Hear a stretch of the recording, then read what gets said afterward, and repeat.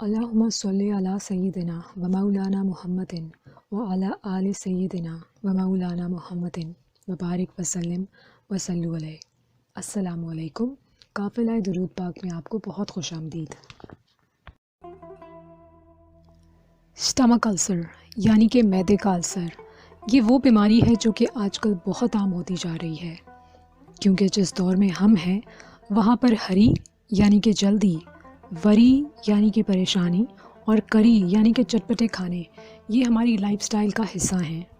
جو لوگ اس تکلیف میں لیکن مبتلا ہیں ان کو معلوم ہے کہ وہ کتنی تکلیف میں ہیں، کیونکہ اس کے کچھ سمٹمز میں یہ ہے کہ آپ کے اسٹمک میں ہر وقت درد ہوتا ہے، آپ کچھ کھا لیں تو آپ کو ایسڈ ریفلکس فیل ہوتا ہے، سینے کی جلن ہوتی ہے، کچھ کھانے کو دل نہیں چاہتا ہے، اور جب کچھ کھا لیں تو اس کے بعد آپ کی طبیعت اور خراب ہو جاتی ہے، بلوٹنگ فیل ہوتی ہے، ویٹ لاس ہو جاتا ہے۔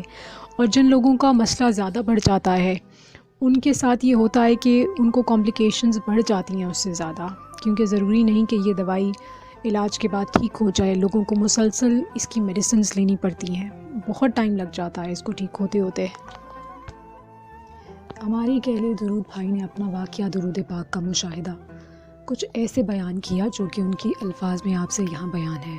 وہ کہتے ہیں کہ معدے کا السر ہوا مجھے، جس کی وجہ سے کھانا پینا اور سونا کٹھن ہو گیا۔ ساتھیوں، معدے کا السر یعنی کہ اسٹمک السر جس کو ہوتا ہے وہ کھانے پینے میں ہی اس کو پرابلم نہیں ہوتی، بلکہ سونے میں بھی بہت پرابلم ہوتا ہے، کیونکہ جب انسان لیٹ جاتا ہے تو اس کو ایسڈ ریفلکس ہوتا ہے، یعنی کہ معدے میں جو تیزابیت ہے، جو ایسڈ ہوتا ہے وہ کھانے کی نالی سے الٹا واپس آ جاتا ہے منہ کی طرف۔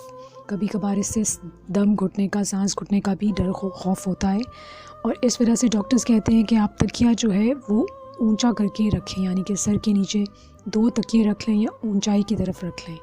بتانے کا مقصد یہ ہے کہ نہ کھانے میں سکون ملتا ہے انسان کو اگر یہ پرابلم ہو جائے، نہ وہ ٹھیک طرح سے سو پاتا ہے۔ جیسے یہ بھائی بیان فرما رہے ہیں یہاں پر کہ جب ان کو معدے کا السر ہوا تو ان کا کھانا اور پینا اور سونا دونوں کٹھن، یعنی کہ بہت مشکل ہو گیا۔ کہتے ہیں کہ ادویات کا ڈھیر میرے گرد جمع ہوتا گیا، ہر آدھے گھنٹے کے بعد ایک گولی اور کچھ وقفے کے بعد ڈرپ لگائی جاتی۔ میری زندگی اجیرن ہو گئی تھی۔ پھر ایک دن ہماری گلی سے ایک مقدس کتب بیچنے والا گزرا، اس کے پاس درود مقدس اور درود تاج کی کتب تھیں، یعنی کہ کتابیں تھیں۔ میں نے گھر والوں سے کہا کہ مجھے یہ دونوں کتابیں چاہیے، لہٰذا وہ مقدس کتب میں نے خرید کر ان کا وظیفہ کرنا شروع کر دیا۔ یعنی کہ ان بھائی نے بہت معمول سے درود پاک یہ دونوں ورد کرنے شروع کر دیے۔ جب یہ پانی پیتے تو ان پر یہ درود پاک ورد کرتے، اور جب کھانا کھاتے تو تب بھی ان پر یہ ورد کر کے دم کرتے اور پھر کھاتے۔ کہتے ہیں کہ رفتہ رفتہ میری طبیعت سنبھلنے لگی اور میں چلنے پھرنے لگا۔ پہلے یہ چل پھر بھی نہیں ٹھیک طرح سے سکتے تھے، لیکن ماشاءاللہ سے ان کی طبیعت جب سنبھلی تو یہ چلنے پھرنے لگے۔ اس کے بعد آپ یقین مانیں میں نے وہ تمام ادویات جو کہ ڈاکٹر حنیف ناگرہ سے لی تھیں وہ تمام واپس کر دیں، اور اس کے بعد آج تک چلتے پھرتے، اٹھتے بیٹھتے، سوتے جاگتے میرا محبوب درود پاک یہی ہے۔ ماشاءاللہ، سبحان اللہ۔ اللہ تعالیٰ ان بھائی کو اور تمام وہ لوگ جو جس بھی بیماری میں مبتلا ہیں ان کو ان سے شفا عطا فرمائے، آمین۔ قافلہ درود پاک چینل ہمارا اور آپ کا بھی ہے۔ ان ویڈیوز کا مقصد درود پاک کے ورد کی محبت اجاگر کرنا ہے۔ ان کو شیئر کیجیے تاکہ درود پاک کے ورد کے لیے امت کو زیادہ سے زیادہ انسپائر کیا جا سکے۔ آپ کی وجہ سے کسی نے ایک مرتبہ بھی درود پاک ورد کیا تو اس کے ورد کا ثواب بھی آپ کو برابر ملے گا۔